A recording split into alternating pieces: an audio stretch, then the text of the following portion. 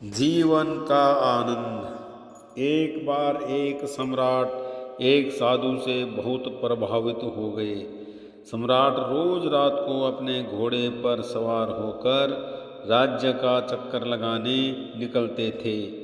उस समय रोज उस साधु को देखते थे। वह साधु एक वृक्ष के नीचे अपनी मस्ती में बैठे कभी बांसुरी बजाते, कभी नाचते, कभी गीत गुनगुनाते और कभी चुपचाप बैठकर आकाश के तारों को देखते रहते थे। सम्राट जब भी घोड़े पर सवार होकर उसके पास से निकलते तो वहाँ रुक जाते, उसकी मस्ती को देखते और फिर वहाँ से चले जाते। धीरे धीरे उनको उस साधु को देखने में इतना रस मिलने लगा कि उसे देखते देखते समय कब बीत जाता उन्हें पता ही नहीं चलता। वह एक झाड़ी के पीछे दूर चुपचाप खड़े रहते और उस साधु की मस्ती देखते रहते। उसकी मस्ती में ऐसे खो जाते कि खुद भी मस्त होकर घर लौटते। यह रोज का काम हो गया था।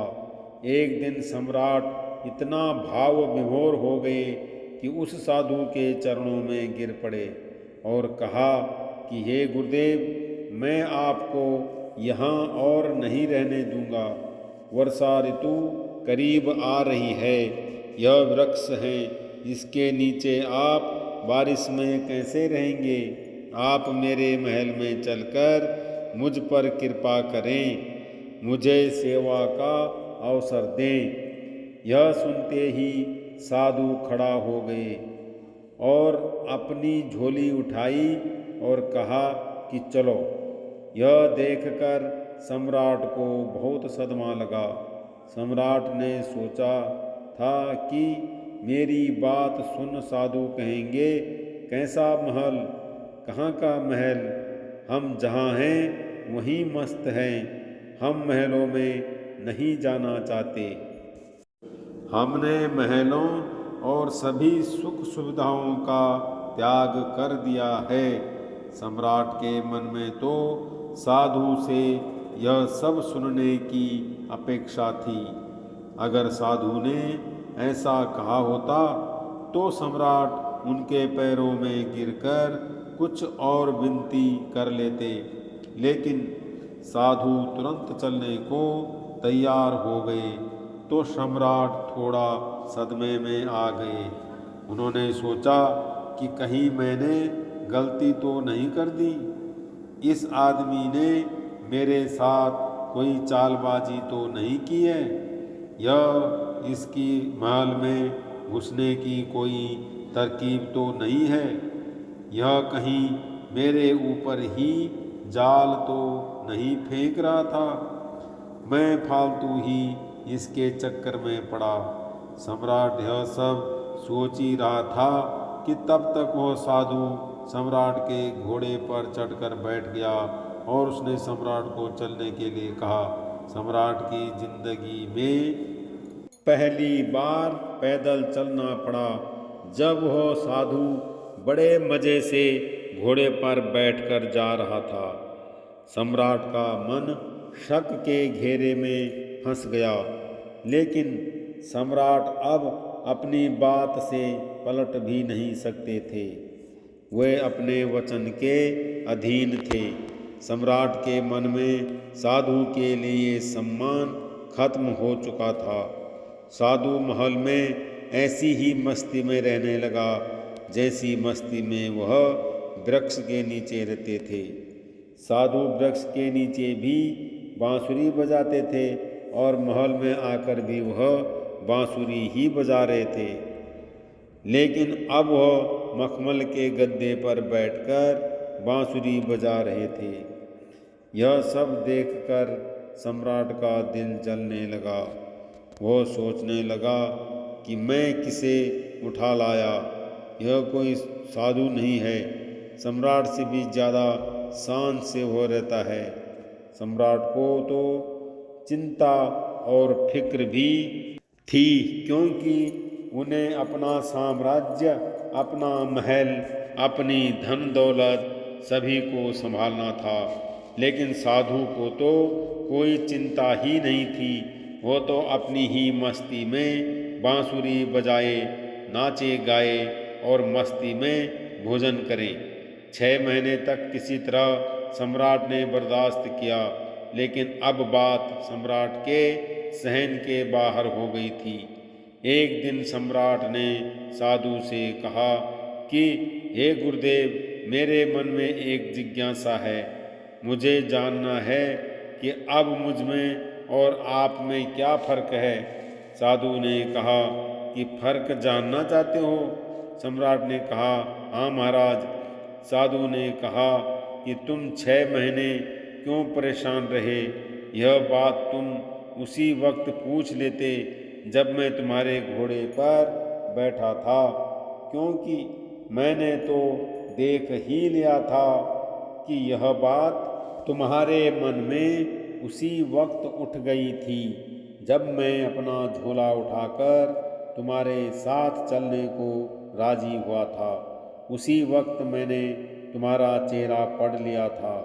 यह प्रश्न तो उस वक्त भी तुम्हारे भीतर था। और बुद्धू, तुमने 6 महीने तक अपना दिल क्यों जलाया? वहीं पूछ लिया होता तो मैं झोला डालकर फिर वहीं बैठ जाता। क्यों नहीं पूछा तुमने?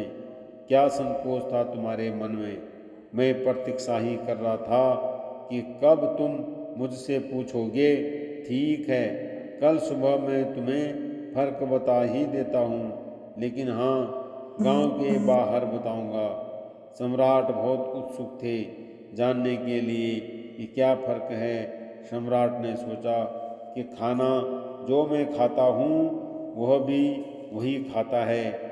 मैं जिस कमरे में रहता हूँ उससे भी ज़्यादा सुंदर कमरे में ये साधु रहते हैं। मेरा 2-3 नौकरों से काम चल जाता है, लेकिन वह पूरे दिन 15-20 नौकरों से काम करवाता है। इसकी ज़रूरतों का कोई अंत नहीं। कपड़े शानदार पहनते हैं। यह खुद ही इस महल का सम्राट मालूम पड़ते हैं। कम से कम महल के बाकी लोग मुझसे डरते तो हैं। इसकी आंखों में तो डर नाम की कोई चीज़ ही नहीं है। बस पूरे दिन बिना किसी चिंता के मस्त बांसुरी बजाते रहते हैं। अब देखते हैं कि आज क्या फर्क बतलाते हैं। उस पूरी रात सम्राट सो नहीं पाए।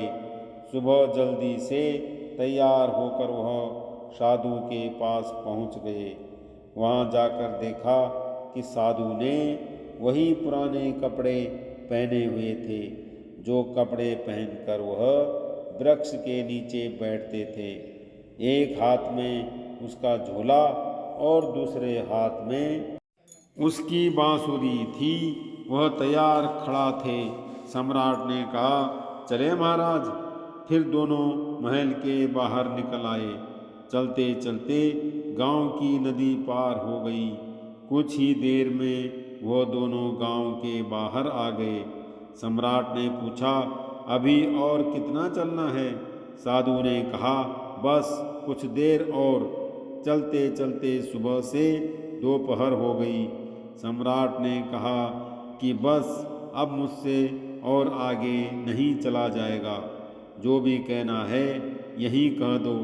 साधु ने कहा कि मैं तो और आगे जा रहा हूँ, तुम चल रहे हो या नहीं? सम्राट ने कहा, मैं कैसे चल सकता हूँ? मेरा महल, मेरी बीवी, मेरे बच्चे, मेरा धन दौलत सब कुछ पीछे रह गया है। मैं तुम्हारी तरह फकीर तो नहीं हूँ जिसे किसी चीज़ की फिक्र नहीं है।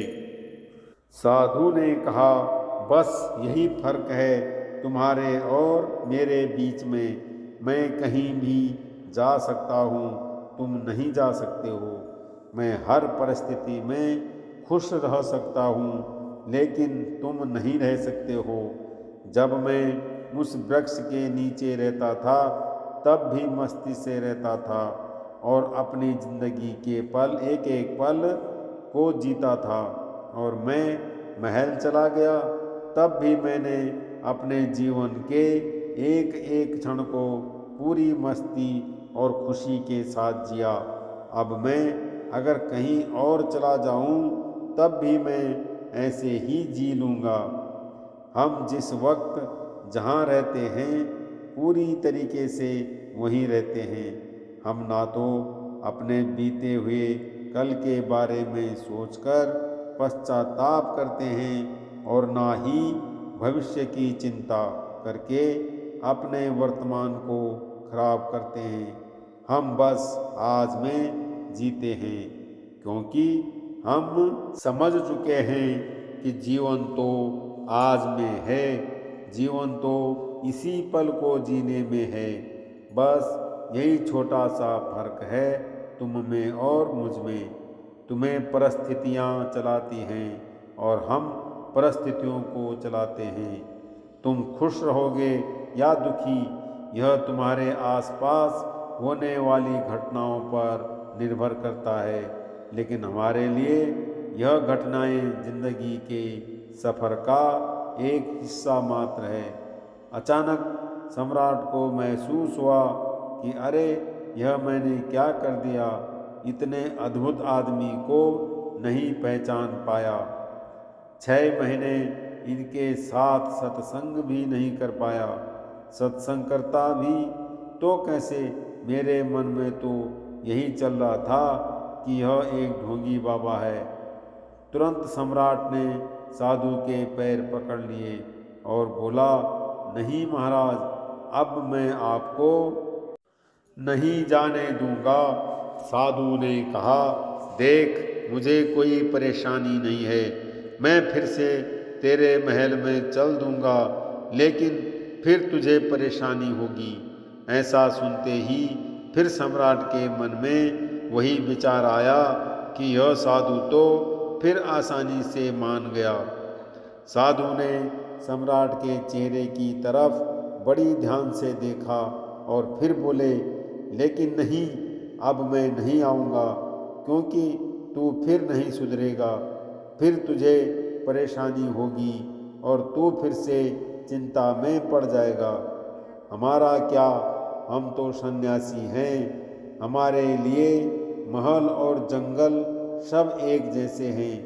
हमें कोई भी समस्या नहीं है, क्योंकि जिसे समस्या है वह सन्यासी ही नहीं है। मेरी बांसुरी जैसे महल में बजाती थी, वैसी ही जंगल में भी बजेगी और बजती ही रहेगी। यह कहकर वह साधु वहाँ से चले गए और सम्राट वहीं खड़े खड़े उस साधु को जाते हुए देख रहे थे। इस कहानी में एक गहरा अर्थ छुपा है। हम ऐसा सोचते हैं कि हम आज़ादी का जीवन जी रहे हैं, पर वास्तव में हम अवचेतन मन के द्वारा चलाए जा रहे हैं। हम अवचेतन मन के गुलाम हैं। वह साधु वास्तव में अपने मन को चला रहा था और हमें वास्तव में हमारा मन चला रहा है। यदि एक बार मन सामंजस्यपूर्ण स्थिति में आ जाए, तो फिर न बाहरी परिस्थितियों और वातावरण का उस पर कोई प्रभाव होगा और न ही आंतरिक अशांति रहेगी।